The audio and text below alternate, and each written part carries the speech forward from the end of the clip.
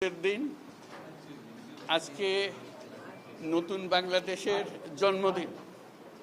সারা দিন ব্যাপী আমরা এই জন্মদিন উৎসব পালন করব। এটার মাধ্যমে আজকে যে প্রক্রিয়া এখান থেকে শুরু হলো, এর মাধ্যমে আমরা অতীতকে বর্জন করলাম। যেসব দুঃস্বপ্নময় অতীত ছিল সেই অংশ আমরা সম্পূর্ণরূপে বর্জন করলাম।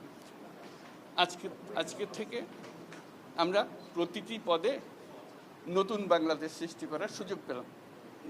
আজকে জন্মদিন পালন করি, আমরা সারাদিন ব্যাপী উৎসব করি, সবাই মিলে সবাই মিলে উৎসব করি, এবং এটা নিশ্চিত হবে গণভোটটা দিয়ে। প্রার্থীর জন্য আমরা ভোট দিলাম, সেটা খুব গুরুত্বপূর্ণ, কিন্তু গণভোটটা খুবই গুরুত্বপূর্ণ। সারা বাংলাদেশ পাল্টে যাবে। তো সবাইকে আহ্বান জানাচ্ছি গণভোটে অংশ নেবার জন্য, যাতে করে আমরা নতুন বাংলাদেশ গড়ে তুলতে পারি।